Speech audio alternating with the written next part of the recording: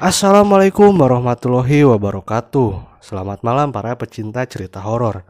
Di sini Story 7 akan bercerita tentang jembatan horor segmen 4 yang berjudul Ditelan Bumi. Selamat mendengarkan.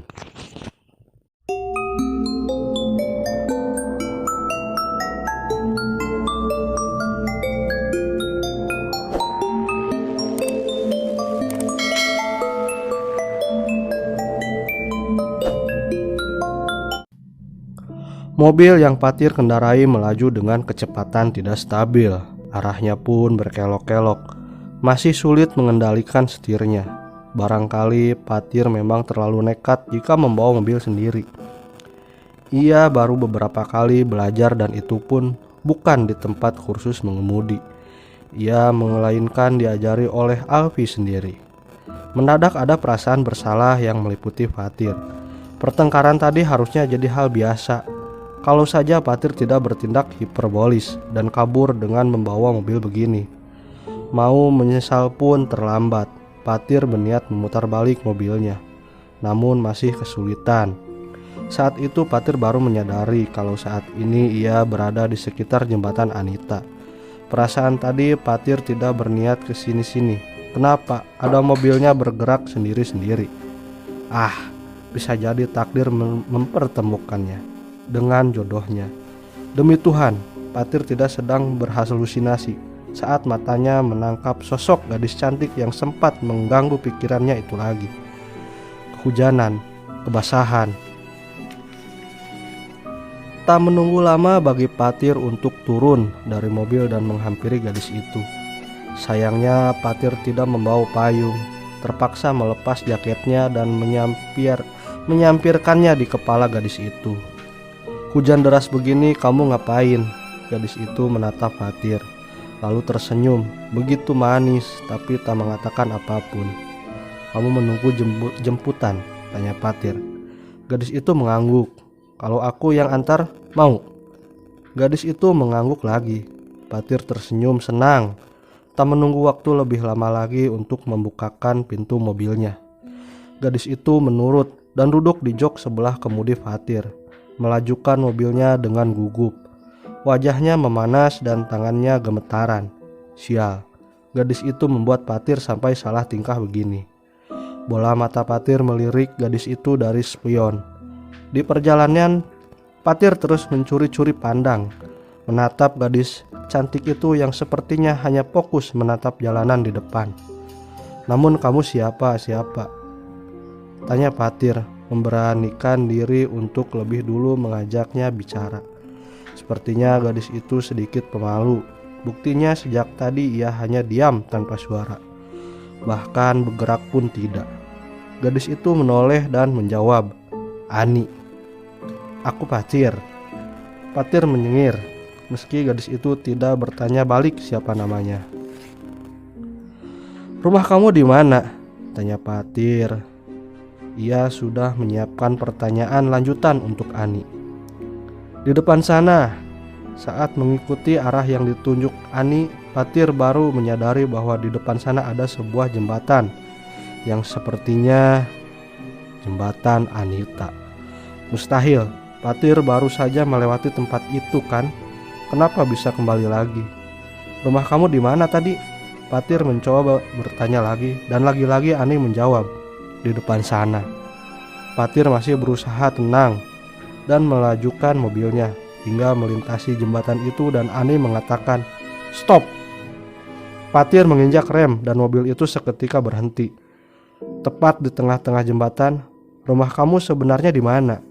Patir menoleh, menunggu Ani menjawab dengan lebih jelas. Saat itu Ani hanya menunduk hingga rambutnya terjatuh menutupi wajahnya. Ani? Panggil Patir.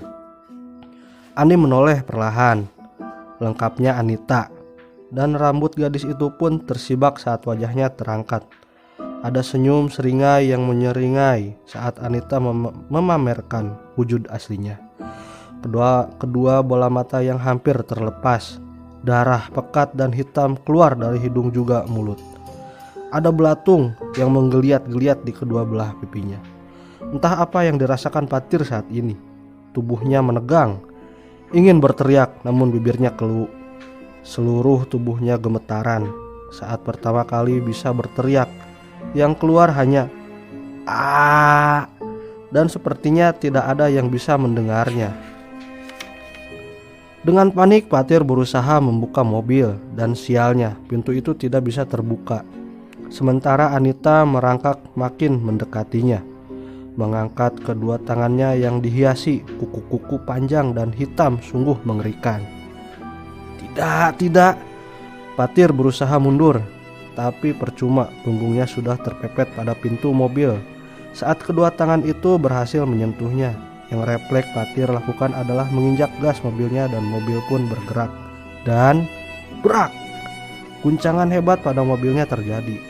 Patir masih bisa menyadari mobilnya menabrak pembatas jembatan sebelum kesadarannya hilang, entah karena shock dengan wujud Anita atau karena benturan kecelakaan yang ia sengaja itu. Alpi masih terjaga saat jam dinding kuno di ruang tengah berdentang 12 kali. Tanda masuk tengah malam. Alpi masih mondar-mandir di ruang tamu. Kepalanya beberapa kali melongok keluar jendela, berharap Patir segera kembali. Isak masih keluar tanpa sadar dari mulutnya. Alpi menyesal telah berbuat kasar pada adiknya. Patir itu tetap saja masih bocah yang tidak suka ada yang kasar padanya. Kecemasan Alpi makin menjadi, menyadari hujan di luar masih turun meski tidak begitu deras. Patir tidak suka hujan. Patir akan demam tinggi kalau sampai kehujanan. Dan Alpi tidak akan bisa memaafkan dirinya kalau sampai Patir kenapa-napa. Alpi tak tahan lagi menunggu Patir bisa membuatnya gila. Ia putuskan mengeluarkan motor dan mencari Patir. Kalau saja ia punya nomor ponsel teman-teman Patir, pasti lebih mudah mencarinya. Masalahnya, selama ini Alpi tidak punya pikiran bertukar kontak dengan teman-teman Patir. Yang Alpi tahu hanya alamat rumah Aldo, yang kebetulan dulu Alpi pernah mengantar adiknya ke rumah Aldo yang tak begitu jauh dari rumah. Alpi bahkan lupa mengenakan jas hujan. Meski hujan sudah agak mereda, tapi tetap saja tetesan hujan masih membuatnya basah. Tapi bukan waktunya untuk merasa kedinginan. Alpi masih belum ada mendesahkan napas ketika melihat rumah Aldo yang sudah gelap. Kemungkinan besar semua penghuninya sudah tidur. Dengan tangan yang gemetar, Alpi mengetuk rumah besar bergaya Eropa itu. Tidak ada jawaban hingga ketukan kesekian kalinya. Alpi menangis. Dengan putus asa, Alpi mencoba mengetuknya lagi, berkali-kali dengan tempo yang cepat, hingga akhirnya seorang wanita dengan jubah tidur membukakan pintu. Alpi membungkuk, memohon maaf, lalu berkata, "Aldonya ada, Tante." Wanita itu terdiam sejenak sebelum mempersilahkan Alpi masuk. "Tunggu sebentar ya." Alpi mengangguk dan duduk di sofa. Tubuhnya yang basah juga membuat kursi empuk itu basah. Tubuhnya gemetaran, kedinginan. Entah Alpi tidak bisa berpikir jernih. Isi otaknya hanya pertanyaan di mana Patir sekarang. Alpi sontak berdiri saat melihat Aldo keluar dari kamarnya bersama wanita itu. "Kak Alpi, kan kakaknya Patir." Alpi mengangguk pada remaja berbadan tinggi besar itu. Aldo, meski dengan mata mengantuk, menghampiri Alpi dan duduk di sebelahnya. "Ada apa, Kak?" "Patir. Apa Patir sama kamu?" tanya Alpi. Namun ia kecewa saat pertanyaan itu dijawab dengan gelengan oleh Aldo. "Patir enggak, Kak. Kami tadi emang jalan bareng, terus abis maghrib kami pulang masing-masing." Alpi sontak melemas. Harus ia cari di mana lagi adiknya itu. "Memangnya kenapa, Kak?" "Kami bertengkar tadi sore dan Patir kabur dengan bawa mobil sendiri." Alpi nunuk, namun Aldo bisa melihat ada yang merembes melalui matanya. "Kamu tahu, Dok, Patir enggak begitu bisa nyetir. Aku takut kalau Patir sampai..." "Jangan mikir yang macam-macam, Kak," potong Aldo. "Cepat." Alpi mengangkat kepalanya dan ia melihat Aldo yang berusaha menenangkannya dengan mengusap-ngusap bahunya. "Ayo kita cari Patir sekarang." Alpi mengangguk pasrah.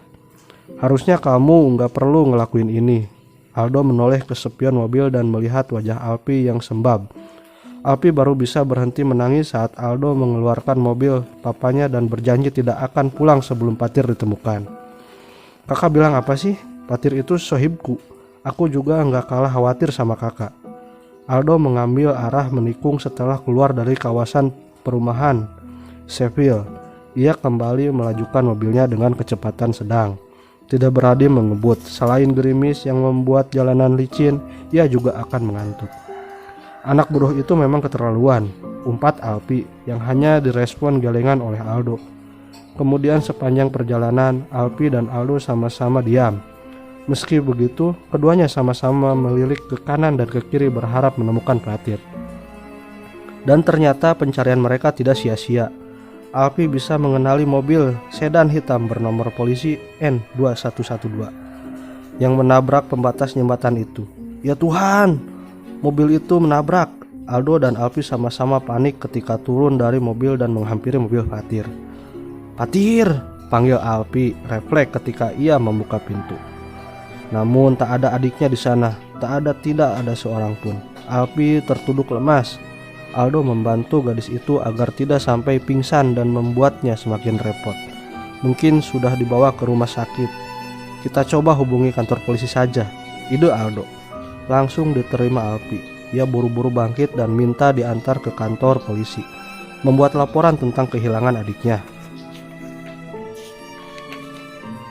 Namun yang membuat Alpi kecewa, pihak polisi hanya menganggapnya seolah itu hanya kasus sepele. Belum 24 jam ya. Ya Tuhan Pak, mobil adik saya menabrak jembatan dan dia hilang. Oh astaga, polisi gemuk itu terlihat prihatin, lalu melanjutkan tugasnya menulis surat laporan. Adik boleh pulang sekarang, kami akan berusaha mencari Patir. Kalau saja Aldo tidak memaksa Alpi meninggalkan kantor polisi, barangkali gadis itu masih berusaha memaksa para polisi yang berjaga untuk mencari adiknya. Mending sekarang kita coba cari ke rumah sakit, usul Aldo ditanggapi dengan anggukan. Jadi, semalaman suntuk Alpi dan Aldo menjelajah rumah sakit dan tidak satu tempat pun yang mengaku menerima pasien bernama Patir atau memiliki ciri-ciri seperti Patir. Alpi putus asa, ia sudah lemas membayangkan hal buruk terjadi pada adiknya. Kita harus cari kemana lagi? Alpi menyandarkan punggungnya ke sandaran mobil. Aldo pun mulai lelah menyetir. Entah sudah berapa jam ia berkeliling. Fajar sudah terbit, tapi petunjuk tentang di mana Patir pun tidak mereka temukan. Bagaimana kalau Patir tidak ketemu? Kita coba ke RS La Palette dulu kak. Kamu lupa, kita udah ke sana tadi. Alpi memejamkan matanya bukan karena mengantuk, namun karena rasa lelah yang membuatnya kehilangan hampir seluruh energinya.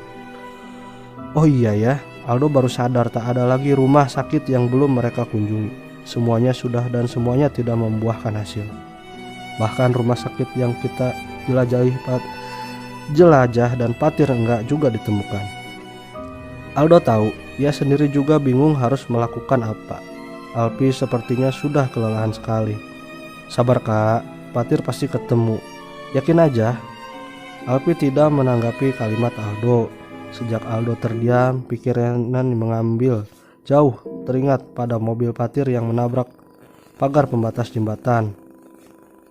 Tunggu, jembatan Anita kan? Mendadak Aldo merasa merinding. Pemuda itu menoleh pada Alpi yang mengurut-ngurut keningnya. Kak, panggil Aldo. Alpi menoleh. Kenapa? Patir nabrak pembatas jembatan Anita kan? Aldo menanyakan hal itu dengan ludah yang terteguk tanpa sadar. Alpi tak menjawab. Kakak tahu artinya itu? Alpi tidak mau tahu. Ia tidak percaya kalau Patir adalah korban jembatan Anita, seperti orang-orang yang menghilang secara misterius lainnya. Tidak mungkin.